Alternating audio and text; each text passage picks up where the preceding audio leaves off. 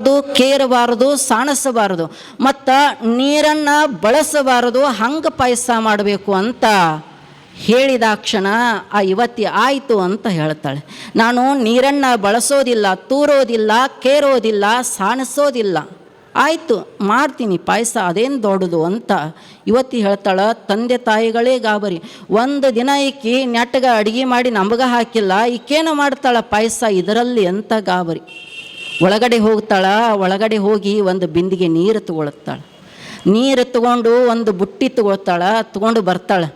ಬಂದು ದಾಸಿಮಯ್ಯನವರು ಕೂತ್ಕೊಂಡಿರ್ತಾರೆ ಎಲ್ಲ. ಕೂತ್ಕೊಂಡಿರುವ ದಾಸಿಮಯ್ಯನವರಿಗೆ ನಿಮ್ಮ ಪಾದಗಳನ್ನು ಒಂದಿಷ್ಟು ಮುಂದಿಡಿ ಅಂತ ಹೇಳ್ತಾಳೆ. ಮುಂದಿಡಿ ಅಂದ ತಕ್ಷಣ ದಾಸಿಮಯ್ಯನವರು ಪಾದಗಳನ್ನು ಮುಂದಿಡ್ತಾಳ. ಪಾದಗಳ ಮೇಲೆ ಆ ಕೊಡದಲ್ಲಿ ತಂದ ನೀರನ್ನು ಹಾಕ್ತಾಳೆ. ಪಾದವನ್ನೆಲ್ಲ ತೊಳಿತಾಳೆ. ತೊಳೆದ ತಕ್ಷಣ ಅದು ಬುಟ್ಟಿಯಲ್ಲಿ ಆ ನೀರು ಸಂಗ್ರಹವಾಗತ್ತೆ. ಸಂಗ್ರಹವಾದ ತಕ್ಷಣ ಒಳಗೊಯ್ತಾಳೆ. ಆಕೆ ಹೇಳ್ತಾಳ, ಇಲ್ಲಿವರೆಗೂ ಅದು ಕೊಡದಾಗಿದ್ದಾಗ ಅದು ನೀರಾಗಿತ್ತು, ಈಗ ಏನಾಗಿದೆ ಅಂತಂದ್ರೆ ಅದು ನಿಮ್ಮ ಪಾದವನ್ನು ಮುಟ್ಟಿದೆ, ಈಗ ಪಾದೋದಕವಾಗಿದೆ, ಅದು ನೀರಾಗಿಲ್ಲ ಅಂತ ದುಗ್ಗಳೆ. ಆ ಯುವತಿ ದುಗ್ಗಳೆ ಹೇಳ್ತಾಳೆ. ಒಂದಿಷ್ಟು ನೀರು ಏನು ಮಾಡ್ತಾಳ ಅಂತಂದ್ರೆ ಆ ಪಾದೋದಕ ಇರ್ತಾವಲ್ಲ, ಒಂದಿಷ್ಟು ಪಾದೋದಕ ಏನು ಮಾಡ್ತಾಳ ಅಂತಂದ್ರೆ ಆ ಅಕ್ಕಿ ಏನಿರ್ತಾವಲ್ಲ ಅದ್ರಾಗ ಹಾಕತಾಳ. ಹಾಕಿದ ಕ್ಷಣ ಆ ಮಣ್ಣೆಲ್ಲ ಏನಿರ್ತತಿ ಅದು ಕರಗಿ ಕೆಳಗೆ ಹೋಗಿ ಬಿಡ್ತತಿ, ಕರಗದು ಬಿಡ್ತತಿ ನೀರೊಳಗೆ. ಅಕ್ಕೆಲ್ಲ ಒಂದು ಕಡೆ ಆಕ್ಕವ, ರಾಡಿ ನೀರು ಒಂದು ಕಡೆ ಆಕತಿ. ಅಕ್ಕಿ ತಕ್ಕೋತಾಳ, ನೀರು ಸೋಸಿ ಅಕ್ಕಿ ತಕ್ಕೋತಾಳ. ಅಕ್ಕಿ ತಕ್ಕೊಂಡ ತಕ್ಷಣ ಮತ್ತು ಅದೇ ಪಾದೋದಕವನ್ನು ಹಾಕಿ ಕಬ್ಬಿನ ಹಾಲೊಂದಿಷ್ಟು ಹಾಕಿ ಪಾಯಸ ಮಾಡ್ತಾಳೆ. ಪಾಯಸ ಮಾಡಿ ತಂದು ಮುಂದಿಡ್ತಾಳೆ. ನೋಡಿ, ಈಗ ನೀವು ದೇವಸ್ಥಾನಕ್ಕೆ ಬರ್ತಿರ್ತೀರಿ. ದೇವಸ್ಥಾನಕ್ಕೆ ಬರುವಾಗ ಒಂದಿಷ್ಟು ಏನೇನೋ ಕರ್ಚಿಕಾಯಿ, ಕಡುಬು ಏನೇನೋ ತಂದಿರ್ತೀರಿ. ಬರುವಾಗ ಏನು ತಂದಿರ್ತೀರಿ? ಕರ್ಚಿಕಾಯಿ, ಕಡುಬು ಅಂತ ಹೇಳ್ಕೋತ ಬಂದಿರ್ತೀರಿ, ಅದನ್ನು ತಂದಿರ್ತೀರಿ. ಆದರೆ ಇಲ್ಲಿ ದೇವಸ್ಥಾನಕ್ಕೆ ಅದನ್ನು ದೇವರಿಗೆ ಆರತಿ ಮಾಡಿದ ತಕ್ಷಣ, ಪೂಜೆ ಮಾಡಿದ ತಕ್ಷಣ, ಒಂದಿಷ್ಟು ನೈವೇದ್ಯ ಮಾಡಿದ ತಕ್ಷಣ ಅದೇ ನಿಮ್ಮ ಕರ್ಚಿಕಾಯಿ, ಕಡುಬು ಏನಾಗತ್ತೆ ಅಂದರೆ ಪ್ರಸಾದ ಆಗತ್ತೆ. ಅಲ್ಲಿ ಬೆರೆಯುವ ಭಾವವೇ ಬೇರೆ. ಮಠಕ್ಕೆ ತರುವಾಗ ಸಕ್ರೆ ತಂದಿರ್ತೀರಿ, ಹೋಗುವಾಗ ಎಲ್ಲರಿಗೂ ಹಂಚುವಾಗ ಒಂದಿಷ್ಟು ಪ್ರಸಾದ ತಗೊಳ್ಳಿ ಅಂತ ಹೇಳ್ತಿರ್ತೀರಿ. ಅದೇ ರೀತಿ ಕೊಡದಲ್ಲಿರುವ ನೀರನ್ನು ಪಾದಗಳಿಗೆ ಅರ್ಪಿಸಿದಾಗ ಅದು ಪಾದೋದಕವಾಯಿತು. ಅದೇ ಪಾದೋದಕವನ್ನು ಬಳಸಿ ಅವಳು ಪಾಯಸವನ್ನು ಮಾಡಿದಳು. ಅವಳು ಕೊಟ್ಟು ಉತ್ತರ ಹೆಂಗಿತ್ತು ಅಂತಂದರೆ, ಮರು ಮಾತನಾಡದೆ ದಾಸಿಮಯ್ಯನವರು ಅವಳನ್ನು ಒಪ್ಪಿಕೊಂಡು ಬಿಟ್ಟರು. ನೀನೇ ನಿಜವಾದ ನನಗೆ ಸತಿ ಅಂತ ದಾಸಿಮಯ್ಯನವರು ಒಪ್ಪಿಕೊಂಡು ಬಿಟ್ಟರು. ಹಿಂದೆಲ್ಲ ವಧು ಪರೀಕ್ಷೆ ಹೆಂಗೆ ಮಾಡ್ತಿದ್ರು ಅಂತಂದ್ರೆ, ನೋಡಕ್ಕೆ ಹೋಗಿದ್ರು, ಕನ್ಯಾ ನೋಡಕ್ಕೆ ಹೋಗಿದ್ರು. ಕನ್ಯಾ ನೋಡಕ್ಕೆ ಹೋಗಿ ಕೇಳ್ತಿದ್ರು. ಏನು ಕೇಳ್ತಿದ್ರು? ನಿನಗೆ ರೊಟ್ಟಿ ಬರ್ತೈತೇನಂತ ಕೇಳ್ತಿದ್ರು, ಮತ್ತು ಹೋಳಿಗೆ ಮಾಡೋಕೆ ಬರ್ತೈತೇನಂತ ಕೇಳ್ತಿದ್ರು, ಕುಳ್ಳು ಬಡಿಯಾಕೆ ಬರ್ತೈತೇನಂತ ಕೇಳ್ತಿದ್ರು. ಹಿಂದಿನ ಜನ ಹಂಗೆ ಪರೀಕ್ಷೆ ಮಾಡ್ತಿದ್ರು. ನಂತರ ಬರ್ತಾ ಹೆಂಗೆ ಪರೀಕ್ಷೆ ಮಾಡಾಕತ್ತಿದ್ರು ಅಂತಂದ್ರೆ, ನೀ ವರದಕ್ಷಿಣ ಎಷ್ಟು ತರ್ತಿ, ಕಾರು ಮತ್ತು ಒಬ್ಬಾಕೆ ಮಗಳ ಅದಿಯೋ ಇಲ್ಲೋ ಅನ್ನೋದು ಪರೀಕ್ಷೆ ಮಾಡಾಕತ್ತಿದ್ರು. ನಂತರ ಈಗ ಪರೀಕ್ಷೆ ಮಾಡಾಕತ್ತಾರ. ಹೆಂಗೆ? ಹೆಣ್ಣು ಒಂದಿದ್ರೆ ಸಾಕು, ಮದುವೆ ಆಗಿಬಿಡ್ತನು ಅಂತ ಇವತ್ತಿನ ಕಾಲ. ಅಂದ್ರೆ ಹೆಣ್ಣು ಸಿಗೋದೇ ಅಪರೂಪ. ಮತ್ತು ಯಾವ ಸಮಯಕ್ಕೆ ಯಾವ ಶಬ್ದವನ್ನು ಎಲ್ಲಿ ಬಳಸಬೇಕೆನ್ನುವ ಜ್ಞಾನ ನಮಗೊಂದಿಷ್ಟು ಇರಬೇಕಾಕತಿ. ಒಬ್ಬ ಕನ್ಯಾ ನೋಡಕ್ಕೆ ಹೋಗಿದ್ದ, ಹೆಣ್ಣು ನೋಡಕ್ಕೆ ಹೋಗಿದ್ದ. ಬಹಳ ನಾಚಿಕೆ ಸ್ವಭಾವದವನು. ಊರಾಗೂ ನಾಚಿಕೊಳ್ತಿದ್ದ, ಭಾಳ ನಾಚಿಕೆ ಸ್ವಭಾವದವನು. ಮನೆಯಾಗ ಎಲ್ಲರೂ ಬೇದು, ವಯಸ್ಸಾಗೈತಿ, 30 ವಯಸ್ಸಾಗೈತಿ, ಮದುವೆ ಮಾಡೋಣ, ಮತ್ತು ಭಾಳ ಸಾಲಿ ಕಲ್ತಿ, ಅದಕ್ಕಂತ ಹೆಣ್ಣು ನೋಡಕ್ಕೆ ಬೇದ ಕರ್ಕೊಂಡು ಹೋಗಿದ್ರು. ಭಾಳ ನಾಚ್ತಿದ್ದ, ನಾಚಿಕೆ ಸ್ವಭಾವದವನು ಕರ್ಕೊಂಡು ಹೋಗಿದ್ರು. ಒಂದು 4-5 ಜನ ಮನ್ಯಾಣ್ಣವರ ಸೇರಿದ್ರು, ದೊಡ್ಡಪ್ಪ ಚಿಕ್ಕಪ್ಪ ಎಲ್ಲರೂ ಸೇರಿ ಕರ್ಕೊಂಡು ಹೋಗಿದ್ರು. ಕರ್ಕೊಂಡು ಹೋದ ತಕ್ಷಣ ಕೂತ ತಕ್ಷಣ ಆ ವಧು ಹೆಣ್ಣು ಮಗಳು ಬಂದು ಚಾ ಕೊಟ್ಟ ತಕ್ಷಣ ಎಲ್ಲರಿಗೂ ಕೊಟ್ಟರು, ಕುಡ್ದ. ಆವಾಗ ಕೇಳಿದರು ದೊಡ್ಡಪ್ಪ ಚಿಕ್ಕಪ್ಪ ಏನು ಹೋಗಿದ್ರಲ್ಲ, ಮತ್ತು ಇವತ್ತಿನ ಜನ ಭಾಳ ಕಲ್ತವ್ರು, ನೀವು ಭಾಳ ಕಲ್ತವ್ರು, ಏನಾರ ಕೇಳಬೇಕಂತ ಆಸೆ ಇರ್ತೈತಿ, ಹುಡುಗಿನ ಏನಾರ ಕೇಳಬೇಕಂದ್ರೆ ಕೇಳಿಬಿಡು, ನಮ್ಮದೇನು ಅಭ್ಯಂತರ ಇಲ್ಲ ಅಂತ ಕಾಕ ದೊಡ್ಡಪ್ಪ ಎಲ್ಲರೂ ಹೇಳಿದರು. ಹೇಳಿದ ತಕ್ಷಣ ಇವಂದ ಆಯಿತು ಕೇಳ್ತೀನಿ ಅಂತ.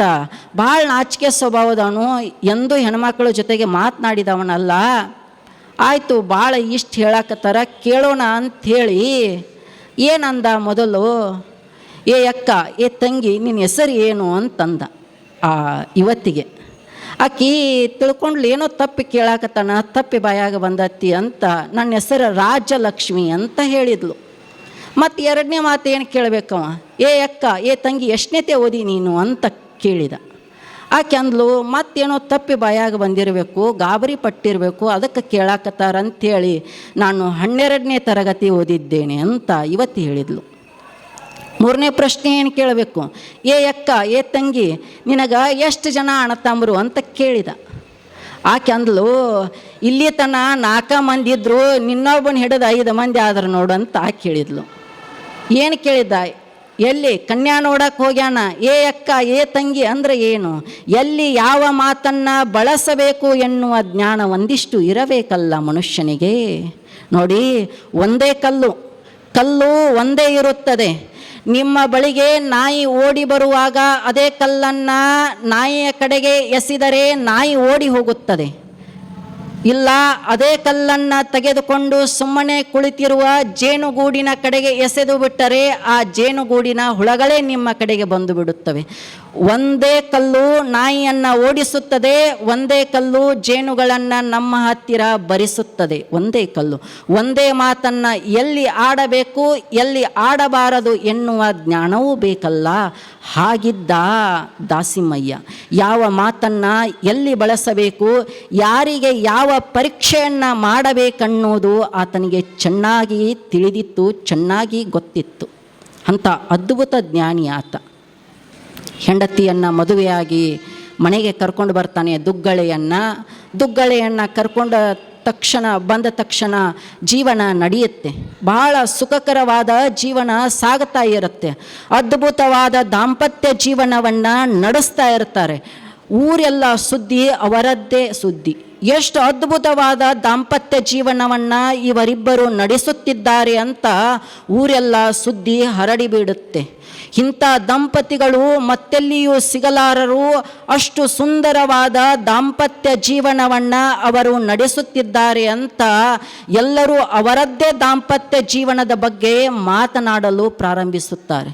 ಆವಾಗ ಒಬ್ಬಗನಿಸ್ತತಿ, ಇಲ್ಲ ಮತ್ತು ನನ್ನ ಹೆಂಡತಿ ದಿನ ಜಗಳನ ತೆಗಿತಿರ್ತಾಳ, ಮತ್ತು ಅವರು ಭಾಳ ಚಲೋ ದಾಂಪತ್ಯ ಜೀವನ ನಡೆಸಾಕತ್ತಾರ ಅಂತ ಎಲ್ಲರೂ ಮಾತಾಡಕತ್ತಾರ. ಹೆಂಗಾರ ಅವ್ರ ದಾಂಪತ್ಯ ಜೀವನ ನಡೆಸಾಕತ್ತಾರ, ನಾನೊಂದಿಷ್ಟು ಹೋಗಿ ನೋಡಿ ಬರಬೇಕು ಅಂತ ಒಬ್ಬ ಯುವಕನಿಗೆ ಅನ್ನಿಸುತ್ತದೆ. ಯುವಕ ಬರ್ತಾನೆ, ದಾಂಪತ್ಯ ಜೀವನ ಹೆಂಗೆ ನಡೆಸಾಕತ್ತಾರ ಅವರು, ಏನು ಮಾಡಾಕತ್ತಾರ ಅವರು, ಅವರ ಜೀವನ ಗಾಥೆ ಹೇಗಿದೆ ಒಂದಿಷ್ಟು ಕೇಳಬೇಕು ಅಂತ ಬರ್ತಾನೆ. ಎಲ್ಲಿ ದಾಸಿಮಯ್ಯನವರ ಮನೆಗೆ ಬರ್ತಾನೆ ಆ ಯುವಕ. ಆವಾಗ ದಾಸಿಮಯ್ಯನವರನ್ನು ಕೇಳ್ತಾನೆ, ಅಲ್ಲ ನಿಮ್ಮ ದಾಂಪತ್ಯ ಜೀವನದ ಬಗ್ಗೆ ಎಲ್ಲರೂ ಮಾತನಾಡುತ್ತಿದ್ದಾರೆ, ಬಹಳ ಒಳ್ಳೆಯ ಸತಿಪತಿಗಳಂತ ಎಲ್ಲರೂ ನಿಮ್ಮದೇ ಹೇಳುತ್ತಿದ್ದಾರೆ, ಮತ್ತು ಹೆಂಗೆ ದಾಂಪತ್ಯ ಜೀವನ ನಡೆಸಾಕತ್ತೀರಿ, ಸಂಸಾರವನ್ನು ಹೆಂಗೆ ಸಾಗಿಸುತ್ತಿರುವಿರಿ, ನಮ್ಮ ಮನ್ಯಾಗ 10 ಒಂಟರ ಜಗಳ ಚಾಲು, ಹಂಗೈತಿ, ನನಗೊಂದಿಷ್ಟು ಹೇಳಿ ನಿಮ್ಮ ದಾಂಪತ್ಯ ಜೀವನದ ರಹಸ್ಯವನ್ನು ಅಂತ ಯುವಕ ಕೇಳ್ತಾನೆ. ಆವಾಗ ದಾಸಿಮಯ್ಯನವರು ಏನು ಮಾಡ್ತಾ ಇರ್ತಾರೆ ಅಂತಂದರೆ ಬಟ್ಟೆಯನ್ನು ನೇಯ್ತಾ ಇರ್ತಾರೆ. ಎಲ್ಲಿ ಮನೆಯ ಹೊರಗಡೆ ಬಟ್ಟೆ ನೇಯೋದಿರುತ್ತೆ, ಮಗ್ಗ ಇರುತ್ತೆ, ಬಟ್ಟೆ ನೇಯ್ತಾ ಇರ್ತಾರೆ. ಎಷ್ಟೊತ್ತಿಗೆ ಮಧ್ಯಾಹ್ನ 12 ಗಂಟೆಗೆ ಬಟ್ಟೆಯನ್ನು ನೇಯ್ತಾ ಇರ್ತಾರೆ. ಆವಾಗ ಇವು ಬಂದು ಕೇಳ್ತಾನ, ಅಲ್ಲೇ ಕುಂಡರು ಹೇಳ್ತೀನಿ ಅಂತ ದಾಸಿಮಯ್ಯನವರು ಕುಂಡಿಸ್ತಾರ. ಒಳಗೆ ದುಗ್ಗಳೆ ಕುಟ್ಟುತ್ತಿರ್ತಾಳ, ಭತ್ತ ಕುಟ್ಟುತ್ತಿರ್ತಾಳ. ಭತ್ತ ಕುಟ್ಟುವ ದುಗ್ಗಳಿಗೆ ಹೇಳ್ತಾರ, ಏ ದುಗ್ಗಳೆ, ನನಗೆ ಈ ದಾರಗಳು ಸರಿಯಾಗಿ ಕಾಣಿಸುತ್ತಿಲ್ಲ, ಒಂದಿಷ್ಟು ದೀಪವನ್ನು ಹಚ್ಚಿಕೊಂಡು ಬಾ ದುಗ್ಗಳೆ ಅಂತ ದಾಸಿಮಯ್ಯನವ್ರು ಹೇಳ್ತಾರೆ. ಎಷ್ಟೊತ್ತಿಗಿದ? ಮಧ್ಯಾಹ್ನ 12 ಗಂಟೆಗೆ ಉರು ಬಿಸಿಲಾಗ ನೆತ್ತಿ ಮ್ಯಾಲ ಸೂರ್ಯ ಬಂದಾಣ, ಮನೆ ಒಳಗೂ ಅಲ್ಲ ಮನೆ ಹೊರಗೆ ಮಗ್ಗ ನೇಯಾಕತ್ತಾರ. ಆವಾಗ ಹೇಳ್ತಾರ, ಏನು ಏ ದುಗ್ಗಳೆ, ನನಗೆ ಸರಿಯಾಗಿ ಕಾಣಿಸುತ್ತಿಲ್ಲ ಈ ದಾರಗಳು, ಬಟ್ಟೆ ನೇಯೋಕೆ ಈ ದಾರಗಳು ನನ್ನ ಕಣ್ಣಿಗೆ ಸರಿಯಾಗಿ ಕಾಣಿಸುತ್ತಿಲ್ಲ, ಒಂದಿಷ್ಟು ದೀಪವನ್ನು ಹಚ್ಚಿಕೊಂಡು ಬಾ ದುಗ್ಗಳೆ ಅಂದ ತಕ್ಷಣ ಕುಟ್ಟೋದು ಬಿಟ್ಟು ಹುಡ್ಕೋತ ಹೋಗಿ ದೀಪ ಹಚ್ಕೊಂಡು ಬರ್ತಾಳೆ ದುಗ್ಗಳಿ. ಅಂತಾನ ಇವ ಹುಚ್ಚಂತ ಮಾಡಿದ್ ನಾನು, ಇವನಿಕ್ಕಿ ಹುಚ್ಚದಾಳಾಕಿ, ಅದಕ್ಕೆ ಇವ್ರ ಸಂಸಾರ ಹಿಂಗೆ ನಡೆದತ್ತಿ ಅಂತ ಅವ ತಿಳ್ಕೊತಾನೆ. ಮಧ್ಯಾಹ್ನ 12 ಉರು ಬಿಸಿಲಾಗ ಕಣ್ಣು ಕಾಣಿಸಲು ದೀಪ ಹಚ್ಕೊಂಡು ಬಾ ಅಂತ ಹೇಳ್ತಾನ. ಮತ್ತು ಎಂಥ ಹುಚ್ಚಿರ್ಬೇಕು ಆಕಿ. ಇವು ಹೇಳಿದ ತಕ್ಷಣ ಇಂಥ ಬಿಸಿಲಾಗ ದೀಪ ಯಾಕೆ ಹಚ್ಕೊಂಡು ಬರೋದ್ರಿ ಅಂತ ಒಂದು ಮಾತು ಕೇಳಲಿಲ್ಲ, ಹಚ್ಕೊಂಡು ಬಂದ್ಲು. ಇಬ್ಬರದು ಸರಿಯಾಗಿ ತಲೆ ಕೆಟ್ಟತ್ತೆ ಅಂತ ಇವು ಏನು ಬಂದಿದ್ದಲ್ಲ ಕೇಳಕ್ಕೆ ಇವು ನಿರ್ಧಾರ ಮಾಡಿದ. ಮತ್ತು ಇನ್ನೊಂದಿಷ್ಟು ಕೂತು ಹೋಗೋಣ, ಏನು ಮಾಡ್ತಾರೆ ನೋಡಿ ಹೋಗೋಣ ಅಂದ. ಅಲ್ಲೇ ಕೂತ ತಕ್ಷಣ ಮಧ್ಯಾಹ್ನದ ಪ್ರಸಾದದ ಸಮಯ ಆಗತ್ತೆ. ಪ್ರಸಾದದ ಸಮಯ ಆದ ತಕ್ಷಣ ನೇಗೆಯನ್ನು ಬಿಟ್ಟು ಒಳಗಡೆ ಬರ್ತಾನೆ. ಯಾರು? ದಾಸಿಮಯ್ಯ. ಅವನನ್ನು ಕರ್ಕೊಂಡು ಬರ್ತಾನೆ. ಏನು ಕೂತಿರ್ತಾನೆ ಅಲ್ಲ, ಅವನನ್ನು ಕರ್ಕೊಂಡು ಬರ್ತಾನೆ. ಪ್ರಸಾದ ಮಾಡೋಣ ಬಾ ಅಂತ ಕರ್ಕೊಂಡು ಬಂದ ತಕ್ಷಣ ಕೂತ, ದುಗ್ಗಳೆ ನಮಗೆ ಪ್ರಸಾದದ ಸಮಯ ಆಗಿದೆ, ಒಂದಿಷ್ಟು ಪ್ರಸಾದವನ್ನು ಉಣಬಡಿಸು ಅಂತ ಹೇಳಿದಾಕ್ಷಣ ನಿನ್ನೆ ಮಾಡಿ ರಾತ್ರಿ ಮಾಡಿಟ್ಟ ಅಂಬಲಿತ್ತು, ಅಂಬಲಿ ತಂದ ನೀಡಿದಳು. ಇಬ್ಬರಿಗೂ ಅಂಬಲಿ ನೀಡಿದಳು. ಅಂಬಲಿ ತರುವಾಗ ಏನು ಮಾಡಿದ್ಲು ಅಂತಂದ್ರೆ ಒಂದು ಬೊಗಸೆ ಉಪ್ಪು ಹಾಕಿದ್ಲು. ಒಂದು ಲೋಟ ಅಂಬಲಿಯಲ್ಲಿ ಒಂದು ಬೊಗಸೆ ಉಪ್ಪು ಹಾಕಿದ್ಲು. ದುಗ್ಗಳಿ ತರುವಾಗ, ಅಂಬಲಿಯನ್ನು ತರುವಾಗ ತಂದ ಇಬ್ಬರು ತಾಟ್ನ್ಯಾಗ ನೀಡಿದ್ಲು. ನಿನ್ನೆ ಮಾಡಿಟ್ಟ ಅಂಬಲಿ ಕಾಸಿದ್ದಿಲ್ಲ. ಆವಾಗ ದಾಸಿಮಯ್ಯನವ್ರು ಹೇಳ್ತಾರ, ಏ ದುಗ್ಗಳಿ ಇದೆಷ್ಟು ಸುಡುತ್ತಿದೆ, ಬಹಳ ಸುಡುತ್ತಿದೆ, ಒಂದಿಷ್ಟು ಗಾಳಿ ಬೀಸು ಅಂತ ಕೇಳಿದರು. ಆರಿದ ಅಂಬಲಿ ನೀಡ್ಯಾಳ ತಾಟ್ನ್ಯಾಗ, ನಿನ್ನೆ ಮಾಡಿ ಇಟ್ಟ ಅಂಬಲಿ. ಆವಾಗ ಹೇಳಾಕತ್ತಾನ ಇವ, ಭಾಳ ಸುಡಾಕತ್ತೈತಿ ಅಂಬಲಿ, ಒಂದಿಷ್ಟು ಗಾಳಿಯನ್ನು ಬೀಸು ಅಂತ ಹೇಳಿದ ತಕ್ಷಣ ಆಕಿ ಗಾಳಿ ಬೀಸಾಕತ್ತಿದ್ಲ ಶರಗದಿಂದ. ಮತ್ತು ಇವ್ ಮಗ್ಗಲು ಕೂತಾವ. ಈಗ ಅನಿಸ್ತು ನನಗೆ ಇವ್ರದ್ದು ಪಕ್ಕ ತಲೆ ಕೆಟ್ಟತ್ತಿ ಅಂತ ಅನಿಸ್ತು. ಬಾಯಿ ಹಚ್ಚಿದ, ಕುಡಿಯಾಕತ್ತಿದ, ಮತ್ತು ಒಂದು ಬೊಗಸೆ ಉಪ್ಪು ಹಾಕ್ಯಾಳ ಒಂದು ಲೋಟ ಅಂಬಲಿಯಾಗ. ಅಂದರೆ ಹೆಂಗೆ ಒಕ್ಕತ್ತೆ ಅದು, ಅವಂಗೆ ಹೋಗಲಿಲ್ಲ. ಒಂದಿಷ್ಟು ಕುಡ್ದಂಗೆ ಮಾಡಿದ, ಇಟ್ಟು ಬಿಟ್ಟ.